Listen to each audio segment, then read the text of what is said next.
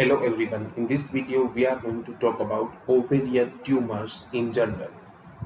So whenever we study ovarian tumors, then the students are very confused about what to learn and what to do not. They are provided so much names of tumors and their uh, specificities, and again we have a staging system, and at the end of the day, when students learn these tumors, ovarian tumors, various kind of tumors, they just get confused. So I have divided basically ovarian cyst in our first video, which I already have announced on YouTube. This is the second video, which will provide general consideration of ovarian tumors, in which we will talk about how these different three kind of tumors are there and what are their names and what are they represent. Uh, the type is another thing, but whether the tumor is benign and malignant is another thing. So we will also discuss whether the tumor is benign or malignant, what can be the difference.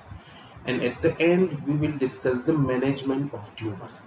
Because all these ovarian tumors, the management criteria remains almost around same thing. So let's discuss. Now, there are basically three types of ovarian tumor: epithelial, germ cell tumor, sex cord tumor. So the epithelial tumor arises from the ovarian epithelial cells. Germ cell tumor arises from germ cells, that is oocytes, and its precursors. Sex cord tumors arise from adjacent cells of the oocyte. That's why maybe granulosa cell, theca cell, Sertoli cell, leading cells, like that. Now let's talk about the incidence. The epithelial tumors are the most common tumors in case of 90%. So whenever we discuss in general that ovarian tumors, we discuss it as a epithelial ovarian tumor. 7% incidence is of germ cell tumor and 3% is of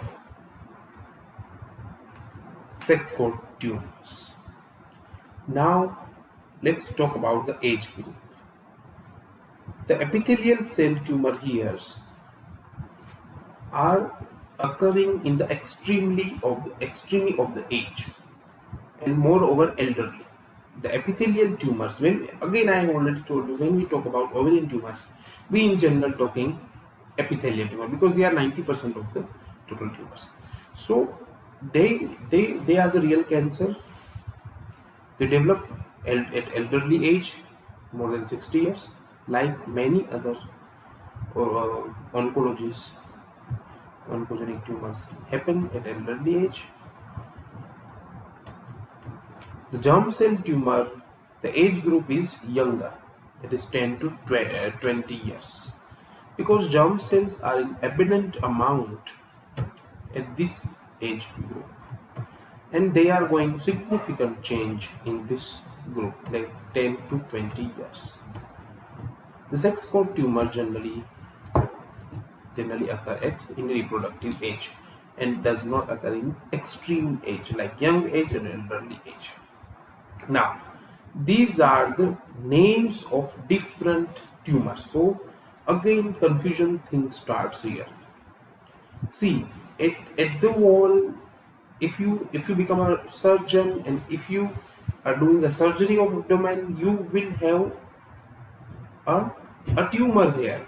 Which kind of tumor is the another thing.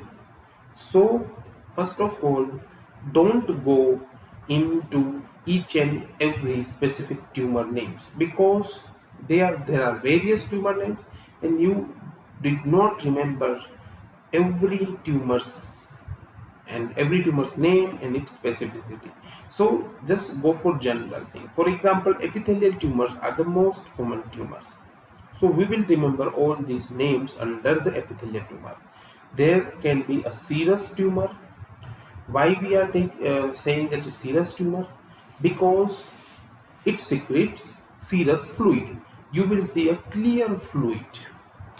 Another, we have a mucinous tumors in which mucin will be secreted by the tumor. Endometrial tumor, that means the ovarian tumor resembles endometrial carcinoma.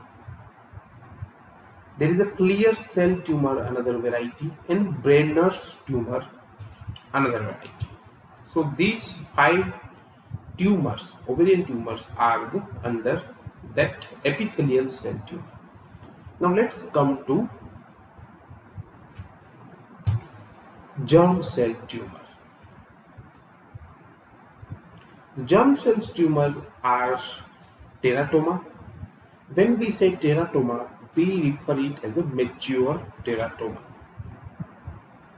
Then comes the dermoid cyst, that is immature teratoma.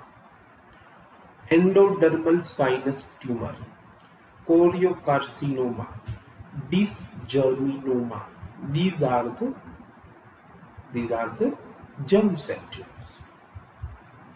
And if we talk about sex cord tumors, which are very rare, only 3%, there are the mucosal cell tumor, fibroma, thicoma, Sertoli cell tumor, and gynandroblastoma. These are the sex cord tumors. Now you remember the name, just go ahead. How they present? The epithelial cell tumor present at the older age, and they does not have specific symptom because they are as pure as cancer tumors. The most common symptom will be the mass in abdomen, and they are slow growers. Germ cell tumor again appear at younger age. They have rapid growth. Sex cord tumors present in the reproductive age group, they secrete hormones. So because of they secrete hormones, there are symptoms of specific hormone production, and we can generally readily identify earlier this cancer. That's why the prognosis is good. It's also true in germ cell tumors because the tumor's growth is very fast, and that's why we can have some symptoms. But epithelial cell tumor are slow growing. They don't have any specific symptoms until and unless they become so big to interfere in the abdomen. That's why we can identify the cancer stages in last stages. Now severity is the epithelial tumor are very highly severe. They have bad prognosis, better prognosis with germ cell tumor, in good prognosis with sex cord tumor. Okay. Now let's talk about the risk factor of ovarian tumors. What can be the risk factor? See, as I told you, the ovary is very active tissue. Lots and lots of things happen during reproductive life.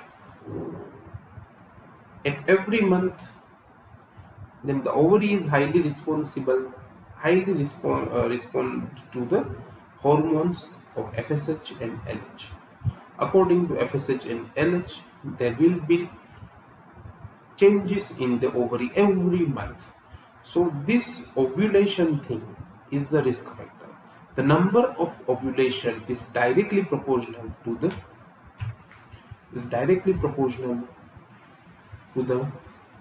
risk factor, to the incidence of ovary.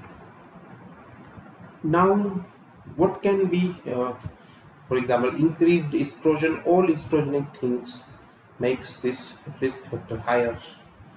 Ovulation, increased number of total ovulation, asbestosis exposure, HRT exposure,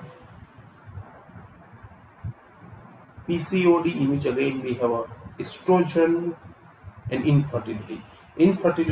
Because of infertility, there will be ovulatory cycles, lots and lots of ovulatory cycles. without pregnancy. Nulliparity, obesity, early menarche, late menopause, clomiphene citrate, all these things are associated with increased estrogen exposure. So, these things are the risk factor for ovarian cancer. Incidence, again, 50 to 60 years. The fifth leading cancer in the female. There is a hereditary predisposition, so they have a genetic incidence thing also, 5 to 10%. What are the genes? That is BRCA1, BRCA2 genes. BRCA1 is on the chromosome of 17, BRCA2 is on the chromosome of 30. So the mutation in these genes can also lead to ovarian cancer. There is a syndrome that is called Lynch-2 syndrome. It is hereditary non-polyposis colorectal cancer is also associated with ovarian cancer. Now, staging of the ovarian cancer is according to FIGO staging, and there is a surgical staging of the ovary. We will discuss staging of ovary in a next separate video so that you can enjoy that video very particularly. Now let's go forward with how you identify whether the tumor is benign or malignant. So the benign tumors of ovary are common in reproductive age. Malignant tumors of ovary are common in extremely age. Benign tumors are mostly painful, and these malignant tumors are mostly painless. Benign tumors are unilateral. Malignant tumors are bilateral. If you see the consistency, benign tumors have cystic consistency and malignant tumors have variable consistency. The benign tumors are mobile, smooth, can be palatable, while the ovarian cancer are fixed. The size of the tumor is a wedge indicator. For example, benign can be less than 10 and the malignant tumors are more than 10, or it can be any size. The septa seen in the ovary or the tumor or the cyst are less than 2 mm, and 3 or more than 3 mm septa are considered as a malignant.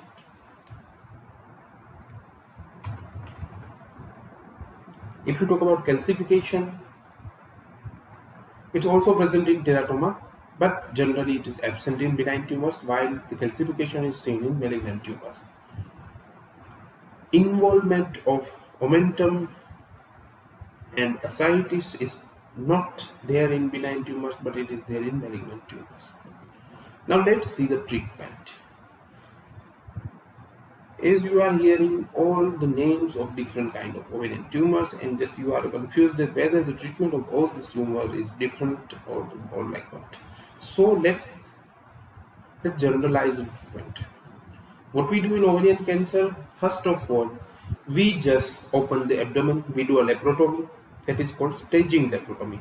What we do first, we remove uterus, cervix, ovaries, fallopian tubes. Then we take different kind of biopsies for the peritoneum, various sites of peritoneum, liver, under surface of the diaphragm, spleen, everywhere. From everywhere we take a biopsy, and then we take a peritoneal wash.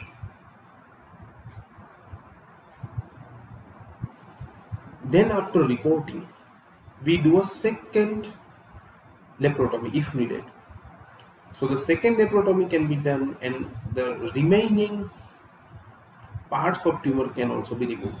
So here what is the basic principle is very simple. As much as tumor tissue you remove from the abdomen, the better the prognosis.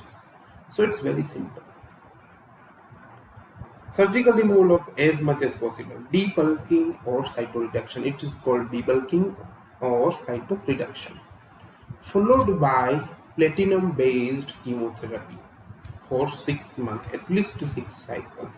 So all these things is needed for treatment of different kind of ovarian cancers. So thank you for this generalization video, and in the next video we will have different names of the ovarian tumor and their specific properties. Thank you.